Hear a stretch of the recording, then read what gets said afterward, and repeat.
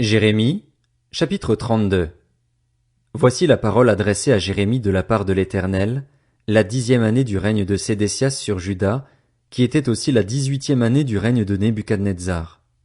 L'armée du roi de Babylone faisait alors le siège de Jérusalem et le prophète Jérémie était enfermé dans la cour de la prison qui se trouvait dans le palais du roi de Juda.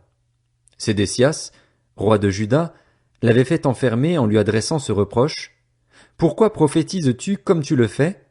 En effet, tu affirmes, voici ce que dit l'Éternel, je vais livrer cette ville entre les mains du roi de Babylone et il s'en emparera. Sédécias, roi de Juda, n'échappera pas aux Babyloniens, mais il est certain qu'il sera livré entre les mains du roi de Babylone, il devra lui parler en face et le voir de ses yeux. Nebuchadnezzar emmènera Sédécias à Babylone où il restera jusqu'à ce que je m'occupe de lui, déclare l'Éternel. Si vous combattez les Babyloniens, vous n'aurez aucun succès. Jérémie dit, voici la parole que l'Éternel m'a adressée. Hanamil, le fils de ton oncle Shallum, va venir te trouver pour te demander d'acheter son champ qui se trouve à Anathoth, car tu as un droit de rachat pour l'acquérir. Effectivement, Hanamil, le fils de mon oncle, est venu me trouver dans la cour de la prison, conformément à la parole de l'Éternel, et m'a dit, je t'en prie, achète mon champ qui se trouve à Anathoth, dans le pays de Benjamin, car tu as un droit d'héritage et de rachat. Achète-le donc. J'ai alors su que c'était bien une parole de l'Éternel. J'ai donc acheté le champ de Hanamil, le fils de mon oncle, qui est à Anathoth, et je lui ai pesé l'argent, soit 17 pièces d'argent. J'ai écrit un contrat, l'ai cacheté devant des témoins, puis j'ai pesé l'argent dans une balance. J'ai pris ensuite le contrat de vente qui était cacheté, avec ses dispositions générales et ses clauses, ainsi que celui qui était ouvert. J'ai remis le contrat de vente à Baruch, fils de Nérija et petit-fils de Maxéja, en présence de Hanamil, le fils de mon oncle, des témoins qui avaient signé le contrat de vente et de tous les Judéens qui se trouvaient dans la cour de la prison. Devant eux j'ai donné cet ordre à Baruch. Voici ce que dit l'Éternel, le Maître de l'univers, le Dieu d'Israël. Prends ces documents, le contrat de vente qui est cacheté et celui qui est ouvert, et mets-les dans un vase de terre afin qu'ils se conservent longtemps. En effet, voici ce que dit l'Éternel, le Maître de l'univers, le Dieu d'Israël. On achètera encore des maisons, des champs et des vignes, dans ce pays. Après avoir remis le contrat de vente à Baruch, fils de Nérija, j'ai adressé cette prière à l'Éternel. Seigneur Éternel, c'est toi qui as fait le ciel et la terre par ta grande puissance et ta force. Rien n'est trop difficile pour toi. Tu fais preuve de bonté jusqu'à la 1000e génération et tu fais payer la faute des pères à leurs enfants après eux. Tu es le Dieu grand et puissant qui a pour nom l'Éternel, le Maître de l'univers. Tu es un excellent conseiller, généreux dans ton activité, toi qui examines toutes les voies des humains pour traiter chacun conformément à sa conduite, en fonction de ses agissements. Tu as accompli des signes et des miracles en Égypte jusqu'à aujourd'hui, ainsi qu'en Israël et parmi les hommes, et tu t'es fait la réputation qui est la tienne aujourd'hui. Tu as fait sortir d'Égypte ton peuple, Israël, avec des signes et des miracles, avec puissance et force, en provoquant une grande terreur. Tu leur as donné ce pays, celui que tu avais promis à leurs ancêtres de leur donner, un pays où coule le lait et le miel. Ils sont venus et en ont pris possession. Cependant, ils n'ont pas écouté ce que tu leur disais, ils n'ont pas respecté ta loi, ils n'ont pas fait tout ce que tu leur avais ordonné de faire. C'est alors que tu as fait fondre sur eux tous ces malheurs. Voici qu'on construit des remblais contre la ville pour s'en emparer. Jérusalem est livrée aux Babyloniens qui l'attaquent, livrée à l'épée, à la famine et à la peste. Ce que tu as annoncé arrive, et tu le vois bien. Pourtant, Seigneur Éternel, tu m'as ordonné de m'acheter un champ avec de l'argent, de le faire devant témoins, et ce alors que la ville est livrée aux Babyloniens. La parole de l'Éternel fut adressée à Jérémie. C'est moi qui suis l'Éternel, le Dieu de toute créature. Y a-t-il quoi que ce soit de trop difficile pour moi? C'est pourquoi, voici ce que dit l'Éternel. Je vais livrer cette ville entre les mains des Babyloniens et de Nebuchadnezzar, le roi de Babylone. Il s'en emparera. Les Babyloniens qui attaquent cette ville parviendront à y entrer, ils y mettront le feu et la brûleront, ainsi que les maisons où, sur les toits, ils ont fait brûler de l'encens en l'honneur de Baal et versé des offrandes liquides en l'honneur d'autres dieux, de sorte qu'ils m'ont irrité. En effet, les Israélites et les Judéens n'ont fait que ce qui est mal à mes yeux, et ce depuis leur jeunesse. Les Israélites n'ont fait que m'irriter par leur manière d'agir, déclare l'Éternel. Oui, Cette ville a provoqué ma colère et ma fureur depuis le jour où ils l'ont construite jusqu'à aujourd'hui. Aussi, je ne veux plus la voir à cause de tout le mal que les Israélites et les Judéens ont fait au point de m'irriter, eux, le roi, leurs chefs, leurs prêtres et leurs prophètes, les hommes de Juda aussi bien que les habitants de Jérusalem. Ils m'ont tourné le dos, ils ont arrêté de me regarder en face. Pourtant on les a enseignés, encore et encore, inlassablement, mais ils n'ont pas voulu tenir compte de la correction. Ils ont placé leur monstrueuse idole dans le temple auquel mon nom est associé, de manière à le rendre impur. Ils ont construit des hauts lieux en l'honneur de Baal, dans la vallée de Ben Hinnom, pour offrir leurs fils et leurs filles en sacrifice à Moloch. Cela, je ne l'avais pas ordonné, cela ne m'était pas venu à la pensée, commettre de telles horreurs pour faire pécher Juda. Et maintenant, voici ce que dit l'Éternel, le Dieu d'Israël, à l'intention de cette ville que vous présentez comme livrée entre les mains du roi de Babylone, vaincue par l'épée, la famine et la peste. Je vais les rassembler de tous les pays où je les ai chassés en raison de ma colère, ma fureur et ma grande indignation. Je les ramènerai ici et je ferai en sorte qu'ils y habitent en sécurité. Ils seront mon peuple et moi, je serai leur Dieu. Je leur donnerai un seul cœur et un seul chemin afin qu'ils aient toujours la crainte de moi, pour leur bonheur et celui de leurs enfants après eux. Je conclurai avec eux une alliance éternelle, d'après laquelle je ne renoncerai plus à eux, mais leur ferai du bien et mettrai la crainte qui m'est due dans leur cœur, pour qu'ils ne se détournent plus de moi. Je prendrai plaisir à leur faire du bien, et je les enracinerai vraiment dans ce pays, de tout mon cœur et de toute mon âme. En effet, voici ce que dit l'Éternel. De même que j'ai fait venir tous ces grands malheurs contre ce peuple, de même je ferai venir sur eux tout le bien que je leur promets. On achètera des champs, dans ce pays que vous présentez comme une ruine sans homme ni bête, livrée entre les mains des Babyloniens. On achètera des champs avec de l'argent, on écrira des contrats, on les cachettera, on prendra des témoins dans le pays de Benjamin et les environs de Jérusalem, dans les villes de Juda, dans celles de la montagne, de la plaine et du sud, car je ramènerai leurs déportés, déclare l'Éternel. Jérémie, chapitre 33. La parole de l'Éternel fut adressée à Jérémie une deuxième fois, alors qu'il était encore enfermé dans la cour de la prison. Voici ce que dit l'Éternel qui met en œuvre ces événements, l'Éternel qui leur donne forme en les préparant, celui dont le nom est l'Éternel. Fais appel à moi et je te répondrai. Je te révélerai des réalités importantes et inaccessibles, des réalités que tu ne connais pas. En effet, voici ce que dit l'Éternel, le Dieu d'Israël, au sujet des maisons de cette ville et des palais des rois de Juda démolis par les remblais et par l'épée.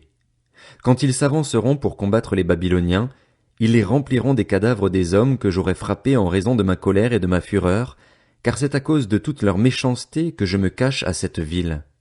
Cependant, je vais lui donner la guérison et la santé. Je les guérirai et je leur ouvrirai une source abondante de paix et de vérité. Je ramènerai les déportés de Juda et d'Israël, et je leur rendrai leurs conditions passées. Je les purifierai de toute leur mauvaise conduite, celle par laquelle ils ont péché contre moi, je leur pardonnerai toutes leurs fautes, celles par lesquelles ils ont péché contre moi et se sont révoltés contre moi. Jérusalem deviendra pour moi synonyme de réjouissance, elle sera ma gloire et mon honneur devant toutes les nations de la terre, lorsqu'elles apprendront tout le bien que je leur ferai.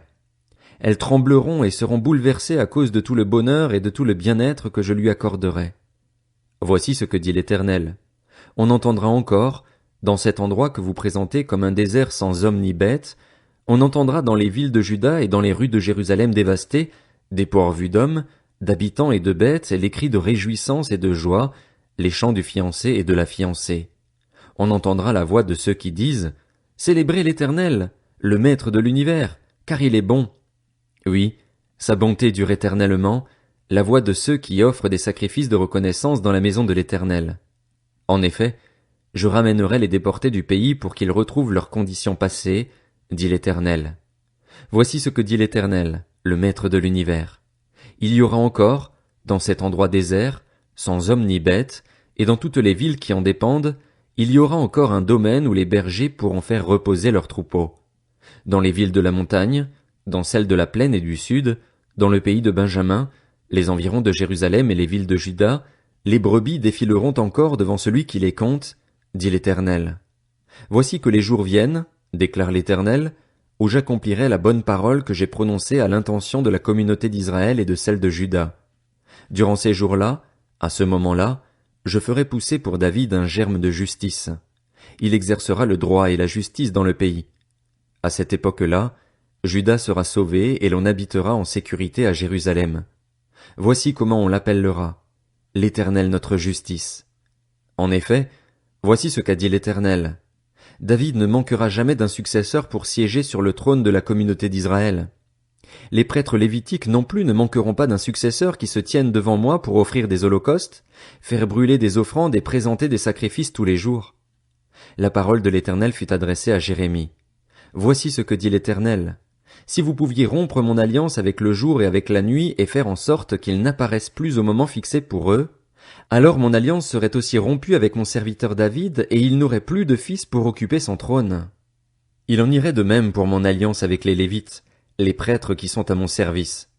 De même qu'on ne peut compter tous les corps célestes ni peser le sable de la mer, de même je rendrai innombrable la descendance de mon serviteur David et les Lévites qui sont à mon service. La parole de l'Éternel fut adressée à Jérémie. N'as-tu pas remarqué ce que dit ce peuple? Ils affirment que l'Éternel a rejeté les 2 familles qu'il avait choisies. Ils méprisent ainsi mon peuple, au point de ne plus le considérer comme une nation. Voici ce que dit l'Éternel. Si je n'avais pas établi mon alliance avec le jour et avec la nuit, les règles fixées au ciel et à la terre, alors je pourrais aussi rejeter la descendance de Jacob et de mon serviteur David, et ne plus prendre dans la lignée de ce dernier les dominateurs des descendants d'Abraham, d'Isaac et de Jacob. Cependant, je ramènerai leurs déportés et j'aurai compassion d'eux. Jérémie, chapitre 34. Voici la parole adressée à Jérémie de la part de l'Éternel, alors que Nebuchadnezzar, le roi de Babylone, ainsi que toute son armée, tous les royaumes des pays placés sous sa domination et tous les peuples combattaient contre Jérusalem et contre toutes les villes qui en dépendaient. Voici ce que dit l'Éternel, le Dieu d'Israël. Va parler à Sédécias, roi de Juda. Tu lui diras, voici ce que dit l'Éternel. Je vais livrer cette ville entre les mains du roi de Babylone et il y mettra le feu. Quant à toi, tu ne lui échapperas pas, mais il est certain que tu seras capturé et livré entre ses mains.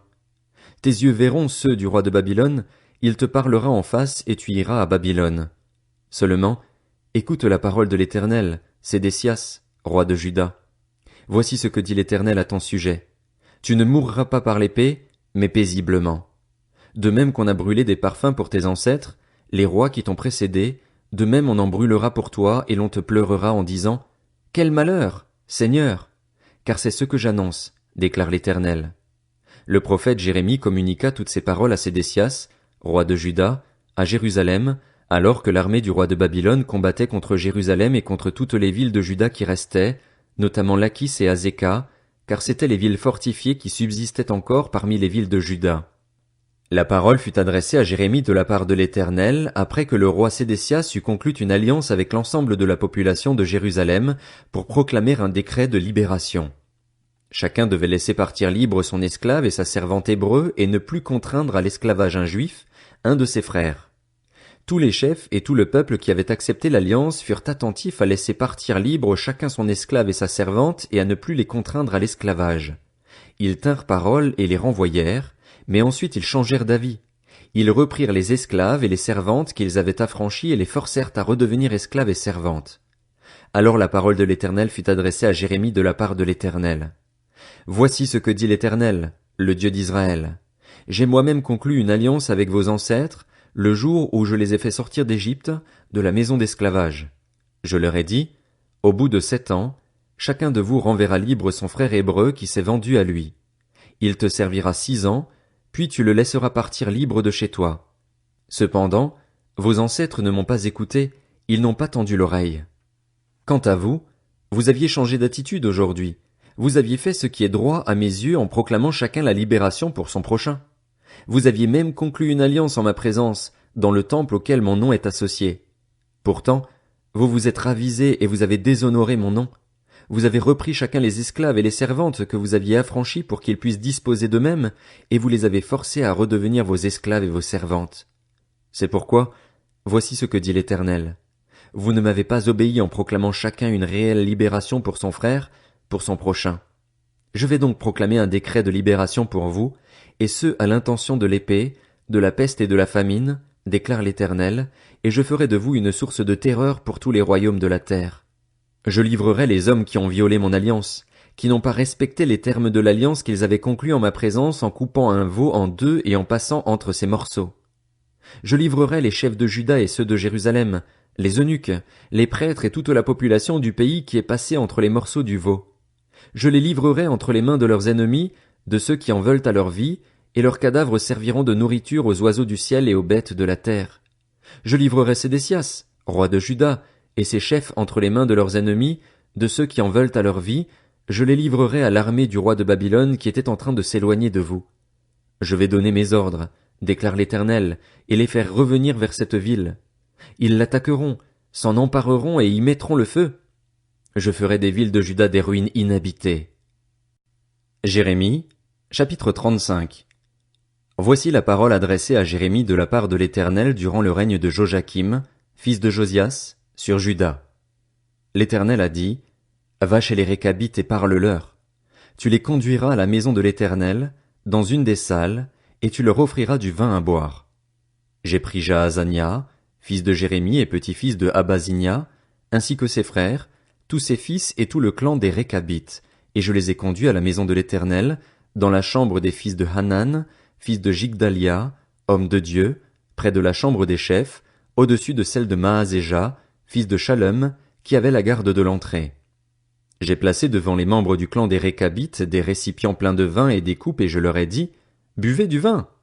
Mais ils ont répondu, Nous ne buvons pas de vin, car notre ancêtre Jonadab, fils de Récab, nous a donné cet ordre, Vous ne boirez jamais de vin, ni vous, ni vos fils. De plus, vous ne construirez pas de maison, vous ne sèmerez rien, vous ne planterez pas de vignes et vous n'en posséderez pas, mais vous habiterez sous des tentes toute votre vie. Ainsi vous pourrez vivre longtemps sur cette terre où vous séjournez en étranger. Nous obéissons à tous les ordres de notre ancêtre Jonadab, fils de Récab. Nous ne buvons pas de vin durant toute notre vie. Nous, nos femmes, nos fils et nos filles, nous ne construisons pas de maison pour nous y installer, nous ne possédons ni vignes, ni champs, ni semences, nous habitons sous des tentes. Nous respectons et appliquons tous les ordres de notre ancêtre Jonadab. Lorsque Nebuchadnezzar, roi de Babylone, a envahi ce pays, nous nous sommes dit, retirons-nous donc dans Jérusalem pour échapper à l'armée babylonienne et à l'armée syrienne. Voilà pourquoi nous sommes installés à Jérusalem. Alors la parole de l'Éternel fut adressée à Jérémie. Voici ce que dit l'Éternel, le Maître de l'univers, le Dieu d'Israël. Va annoncer aux hommes de Juda et aux habitants de Jérusalem, n'allez-vous pas tenir compte de la correction et obéir à mes paroles, déclare l'Éternel? On a respecté les paroles de Jonadab, fils de Récab, qui a interdit à ses descendants de boire du vin. Ils n'en ont pas bu jusqu'à aujourd'hui parce qu'ils ont obéi à l'ordre de leur ancêtre. Et moi, je vous ai parlé et reparlé, inlassablement, mais vous ne m'avez pas écouté. Je vous ai envoyé tous mes serviteurs, les prophètes. Je les ai envoyés, inlassablement, pour vous dire que chacun renonce donc à sa mauvaise conduite, corrigez votre manière d'agir, ne suivez pas d'autres dieux pour les servir, et vous pourrez rester sur la terre que je vous ai donnée, à vous et à vos ancêtres. Pourtant, vous n'avez pas tendu l'oreille, vous ne m'avez pas écouté. Oui, les descendants de Jonadab, fils de Récab, respectent l'ordre que leur ancêtre leur a donné, mais ce peuple ne m'écoute pas. C'est pourquoi, voici ce que dit l'Éternel, le Dieu de l'univers, le Dieu d'Israël. Je vais faire venir sur Juda et sur tous les habitants de Jérusalem tout le mal dont je les ai menacés, et cela parce que je leur ai parlé et qu'ils n'ont pas écouté, parce que je les ai appelés et qu'ils n'ont pas répondu. Jérémie dit ensuite au clan des Récabites, Voici ce que dit l'Éternel, le Maître de l'univers, le Dieu d'Israël. Puisque vous avez obéi aux ordres de votre ancêtre Jonadab, que vous avez gardé tous ses commandements et appliqué tous ses ordres, voici ce que dit l'Éternel, le Maître de l'univers, le Dieu d'Israël. Jonadab, fils de Récab, ne manquera jamais de descendants qui soient à mon service.